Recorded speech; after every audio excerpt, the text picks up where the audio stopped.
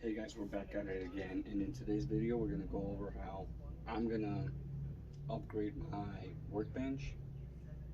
Um, this workbench itself, I built it out of a couple of ideas that I had from a couple of the people I follow, like Pneumatic Addict, and I added a few upgrades to it myself. Very first project I did, that it was like the best thing ever. Now that I work on it, this table's actually very wobbly. I have some casters that I'm definitely going to be getting rid of. I'm definitely going to be shortening the width. Obviously this is almost 3.5 feet, roughly 3.5 feet. I'm going to keep the same distance, about 6 feet long. I am definitely going to be reusing this 1/2 inch plywood, but beneath it I'm going to put a 1/2 inch or 3/4 inch MDF. I actually purchased some material that you will see in a little bit that's going to help me make this table and say goodbye to the solid wood. Most of the wood that's from this table will be salvageable and reusable, so we'll see how it turns out. Basic tools needed: square, tape, pencil, impact driver, scale saw, 1/4 inch screws, and of course wood. It's all going to be made out of 2x4s with the exception of the top, like I said earlier. We will be using longer screws for the cross beams on it, but I'm hoping it'll be a lot sturdier than what I have now for planing, for banging, and flexibility. So see how it turns out. Okay, so I ended up cutting 4 2x4s at 34 inches high. I ended up cutting another 4 2x4s to be 24 inches. So altogether, with some framing ties for 2x4s, altogether you need 4 to make one leg. You need 4 of each.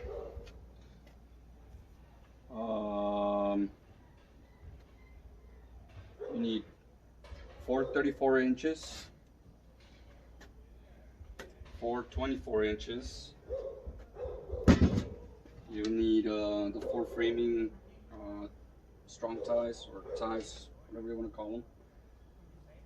And what I did is I measured 1 foot from the bottom to the top of the frame, where pretty much the 2x4 is going to be end up going across. The actual length of the pieces of wood is going to be, I believe, 5.5, if not 6 feet. By far, I'm very happy with the strength of the legs, and I couldn't ask for more. Now to show you how I came up with these.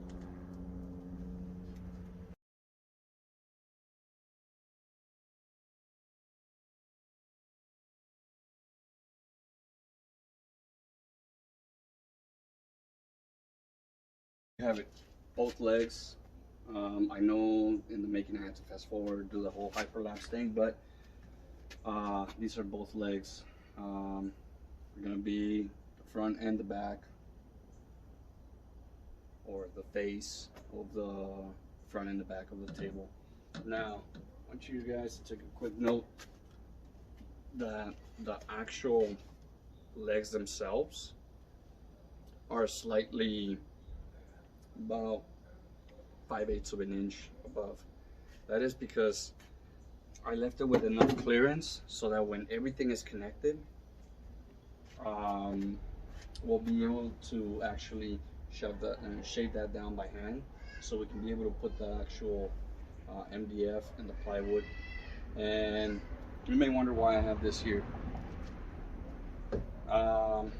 There's going to be 2 stretches on the bottom, which will give us a perfect cube if we were to run these and these in the 3-dimensional spectrum. And at the same time, this will serve as a shelf to keep whatever off the ground, and at the same time it gives me access to be able to like sweep or whatnot down here as well. Now I just need to cut the stretchers and should be good. See how it goes.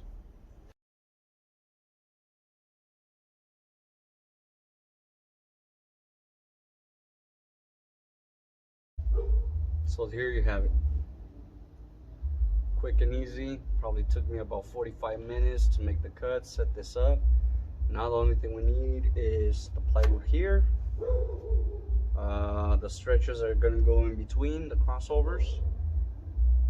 I'll probably end up putting 2 on the bottom, 3 on the top, and it's going to be the new workbench.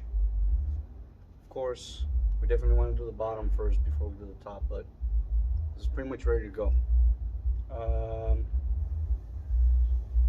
Again, it's darn simple, darn stupid. It's darn simple. We're not overcomplicating it. The levelness of it is roughly between 1/16 to 3/32 due to the unevenness of the ground, so it's there. So next, MDF and the 2 pieces of plywood, and those we just figure out the length and the width, the length of the actual board and the width of the board itself. Granted, I am gonna have maybe like a 2-inch lip on one side, no lip on the back, and more than likely I will be adding 3 inches in the front and 4 inches and 3 inches on one side. So maybe 2, 3, and 3. Nothing in the back. So I should give us a rough measurements. But this is how you do it. And now to cut off the actual excess on the legs. Here's how we're gonna do it with our pull saw, Japanese pull saw. Just gonna set it right across both beams. Start shredding at it slowly. Let it do its work. No pressure. Just guide. Once you get it started, it has a general idea.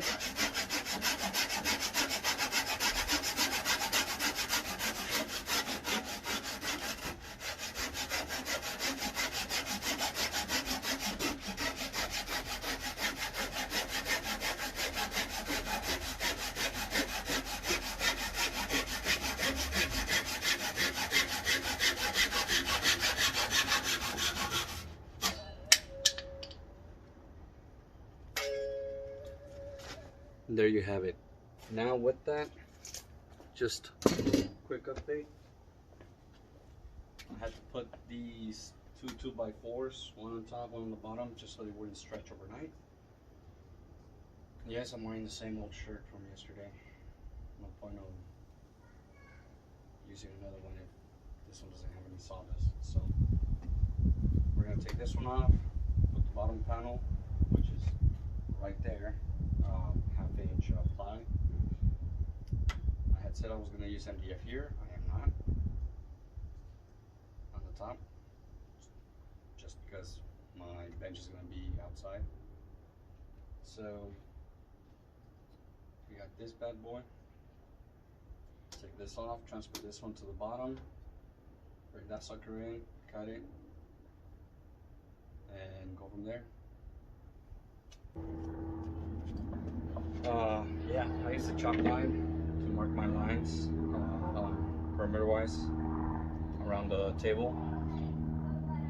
You only want to do this with the bottom portion of the table, due to the fact that it's gonna fit inside. So once you have that cut, you already have it centered to the table. So you definitely want to mark your 2x4s slots that you're gonna need to cut out. How did I have it centered? Well, I put a screw on 3 points where it wasn't gonna get cut, and that's why I held it to the table, and I didn't have an extra pair of hands. So now to cut it, I'm gonna have to actually loosen a couple of screws, maybe 2, so I can be able to work on 2 of them and then switch it around. You can do a table saw, you can do, I don't even have a table saw, I don't know why I'm saying that. I'm gonna do it with a pole saw and go from there. People like to use jigsaw, scale saws. Just trying to hurry it up. It's gonna rain tomorrow, so I want to get this set up, covered up, so that the next day I'll be able to use some fence stain or seal. Use some fence seal so I could actually protect it from the environment once outside.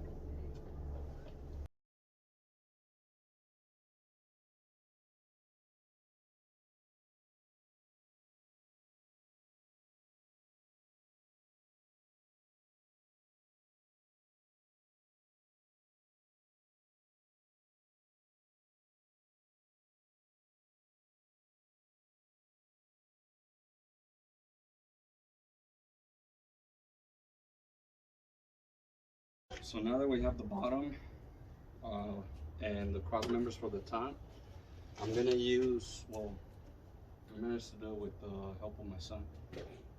I'm bribing him with a transformer toy, so he's helping. Now the top is a crucial one. You have to measure it the way you want it. So the way I want it is, I want the back to be flush. I want one end to have 2 inches, another end to have 3 to 4 inches, and the front to have 3 inches. So the best way of doing that is just laying it on top, setting up your back, screwing it after you've centered your other pieces, and we'll go from there.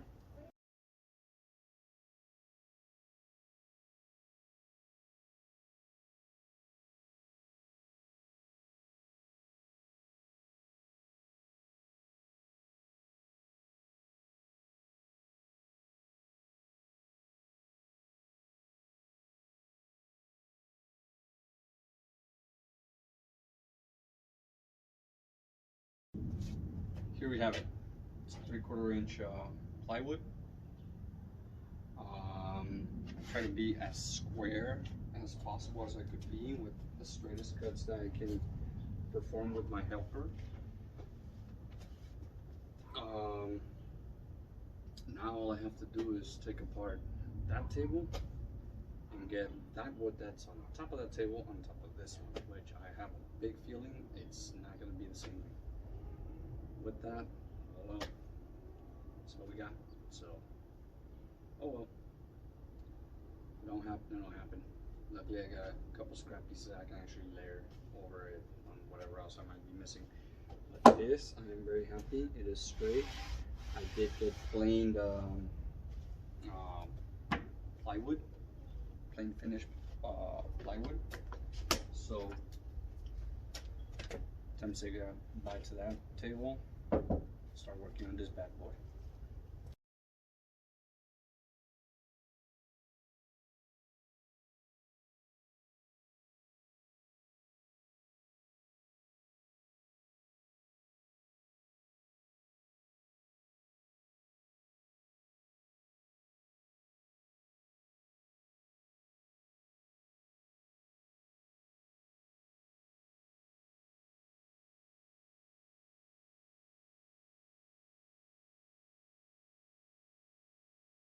Some of you guys may be wondering.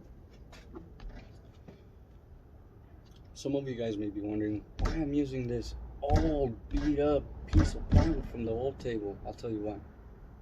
It's an old beat up piece of plywood that is straight. What was bent was the damn table, the frame. Literally, just look at it.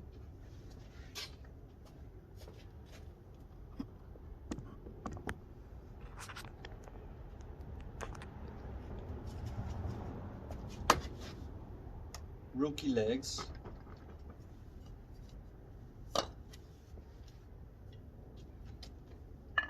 You know what was holding the actual table together from caving in?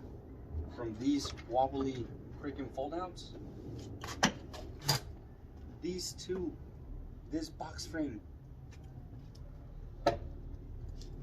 This wood I'm gonna salvage.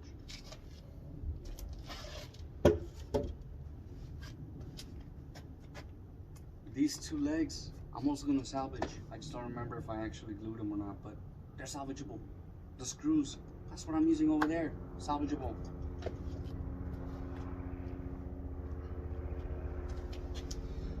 Best part of it all is now I can store stuff under the table. And if it rains, that's not gonna get ruined.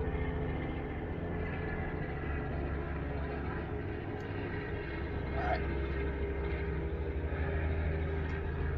I'm out of ideas right now. I'm tired. Had a long day at work. I'll be trimming the rest of the table off later. But dude, that's the basic idea. Literally basic. And if I add up the time, that was like a 2-hour job. 2 hours. And about $1.5 billion later.